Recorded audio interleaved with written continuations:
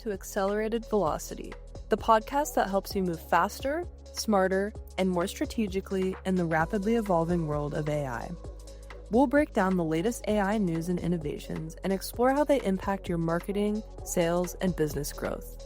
We'll dive into practical use cases, unpack new tools, and cut through the noise so you and your team can adapt with confidence. I'm Grace Matthews, Director of Content at Inbound AV, a business development agency and HubSpot solutions partner dedicated to driving sustainable business growth. Each week, I'll be here with Peter Malik, our CEO and founder. Join us as we make sense of what's changing and what to do about it. Hello, and welcome to Accelerated Velocity. This is Grace. I'm here with Peter, and today we're going to be covering Meta's upcoming plans with AI-driven ad content. So, Grace, I would say that the subtitle of this is When Everything is Perfect, Who Cares? I think that's a great way of putting it. Let's dig into that a little bit. And I'll backtrack for just a second to give an overview of what kind of sparked this discussion, which is Meta's recent announcement to launch AI-driven ad campaigns by 2026. Now, obviously, there's already a degree of automation involved in Meta ads and pretty much any digital ads that you're going to be running. But this would be a more extensive approach to AI ad content from a company or a brand putting in a concept and Meta basically creating the assets, the images, the videos, the personalization to various audiences, all the way down to breaking down budget. And so, Peter, you kind of mentioned this idea of how that could potentially cause some problems. Do you want to expand on that a little bit? Sure. So, the premise is that Meta is going to create all of this content, even do the video and so forth, through AI, and essentially saying everybody is going to be able to have a perfect ad campaign. And so, extrapolating that to that actually happening, when everything's perfect, who's going to pay attention to it? There's going to be a new perfect. And can that AI adapt in what would basically have to be real time to that new perfect? And I would be very doubtful of that, at least in the short term. And so, an analogy to me is that you'll have like a subject line that today is getting 25% more open rate than another subject line. Somebody came up with something clever. It's been shared. People are using it. And that lasts about 6 minutes. I mean, essentially, after a few days or a week and a half, that subject line, everybody knows it. Everybody's sick of it. And it's going to do the exact opposite that it was doing like 10 days before. And I think that's the same thing with different approaches within an email. I know that I've gotten the outreach. It's like, hey, Peter, my CEO, John, suggested I reached out to you because whatever. And the first time I got that, it was like, oh, that's interesting. And then the second time I got it, not so interesting. And the 15th time I got it, man, a lot of people have CEOs named John who want to reach out to me. It's really amazing, right? And so I think it's the same sort of dynamic, is whatever is going to be clever is going to be clever for a limited amount of time in this ADD world we live in. And so I would be skeptical if this is all they say it's going to be. I would agree with you. And I would add to that when it comes to content ideation with AI, most LLMs that people are engaging with today are very good at identifying trends in content marketing and advertising and helping marketers and advertisers decide how to kind of gain a competitive edge within whatever sphere they're working in.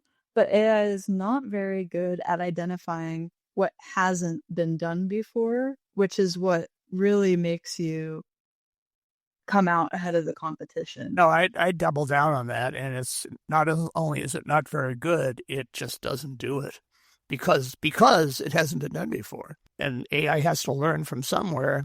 And if it hasn't been done, they're not going to learn it. From Meta's perspective, Meta's COO says that this move will hopefully level the playing field for small businesses and medium-sized businesses who right now might be struggling to compete a little bit more with advertising space on a smaller budget. I have some doubts about that based on this discussion that we've been having, as well as, common obstacles that SMBs are already facing on the Meta platform that I don't personally see being solved with AI enhancements. Do you have any thoughts on that, Peter? Yeah, I think it's possible that it could be helpful to some subset of small businesses. Again, I just am skeptical of, even if it is, how long it's going to last. That's not to say you shouldn't try it. If you have a small ad budget and you want to try it when it comes out, who knows? You might get lucky. But I think in general, I think that, well, I was going to say they're not looking at the big picture. They absolutely are looking at the big picture. But I think they're looking at the big picture more from how much revenue is this, really exciting new platform that we've developed. And there could be a lot of revenue before people really figure out that it may, but it may not be all that good. So I think, unfortunately, or fortunately, depending upon how you look at it, a lot of new features that a huge multinational, one of the largest companies in the world, like Meta, are offering are not driven by results for the customers. They are for results for Meta. Absolutely. It's a bit of a double-edged sword because on one hand, especially for SMBs, this level of automation can cut down on a lot of logistics and tedious steps of ad creation for Facebook and Instagram.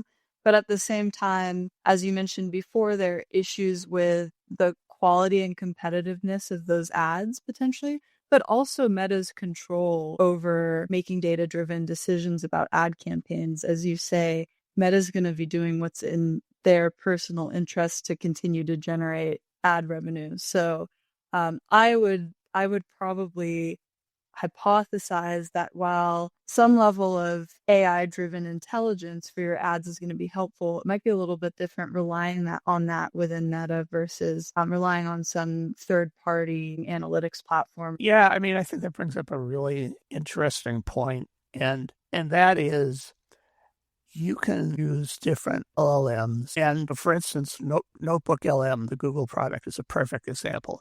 You upload a bunch of documents, and then it's going to draw information from those documents. It's not going to go out and use an algorithm outside. It's going to, as far as like gaining information, it's using the information that you feed it.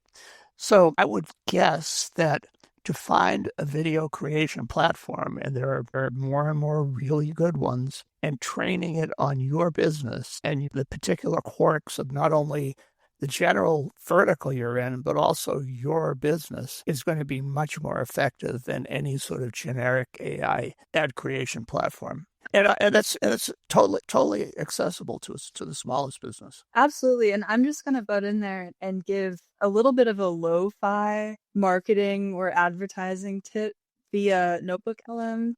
There's a great feature where you can put in a bunch of different URLs into one chat. I think it's like 10 URLs. So you could take the URLs of your top competitors' social media pages or homepages of their website and have Notebook LM analyze common connections there. And while it might not be able to tell you this is what these brands aren't doing that you should be doing, having that all laid out in front of you can be a helpful way of kind of making those decisions for your own brand. Yeah, I think that's a great example. Yeah, so to build on that, I would just say that those who stand out with creative, human-centered ads will still have an edge, especially as audiences start to tire of, some sort of AI blended sameness in ad content. And that's something we'll probably see becoming more of an issue to tackle come 2026 when Meta unveils these features.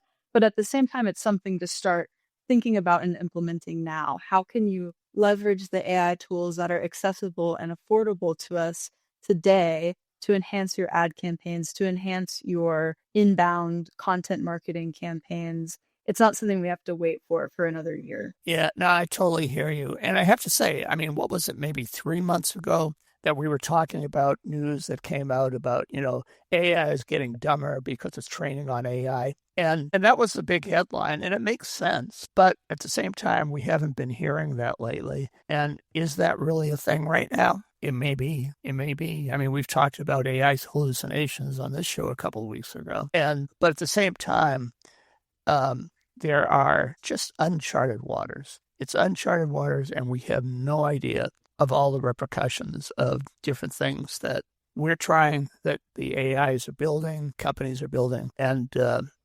we can take our best guess, and we might be right, but I think nobody really knows where this is going. And that's, well, I was going to say it's a good thing and a bad thing, and I guess I will say, yeah, that's a good thing, and it's also a bad thing. That is a perfect segue to quickly revisit some information that we brought up last week. For background, Johnny Ive, the original designer of the iPhone and of the Apple Watch, has a startup that works on AI devices, which has recently been acquired by OpenAI. Last week, there were whispers of what sort of project might be in the works between the two companies. This week, we got a little bit more of a sneak peek. We're hearing that OpenAI's goal is to kind of work on an AI that is, quote, human-centric and also not based on screen time or not centralized around a screen. So what that means is still a little bit up in the air. It's not a ton to go off of, but I thought that was an interesting update in the development of devices and how they might impact us in the future. Yeah, I'm excited to see whatever it is. Yeah, and I think if things do develop as they're claiming they will develop, it will be pretty unprecedented, which is something that will also impact the world of marketing for sure. So it's something to, like I said, keep tabs on, but also remain skeptical. And I gotta say, as I think about this, I am sick of this thing. I just am, and like if it were replaced with something else that is very useful and maybe it's not quite as addictive, I think that'd be an amazing thing. When you say this thing, do you mean your smartphone? I mean my smartphone, yeah. Well, I think we've covered, a lot of really major developments in marketing and in advertising, even though a lot of those concepts are continuing to develop, we can kind of take action on them right now. We are coming up on time for this episode. I think we've covered some interesting stuff. We always welcome your comments. We obviously would appreciate a good review. If this wasn't the worst podcast you ever have heard, to quote my podcast idol, Jay Schwellson, and we'll see you next time. Yeah, and don't forget to check out the show notes for links to our newsletter subscription and our website. Thanks for listening. See you next week.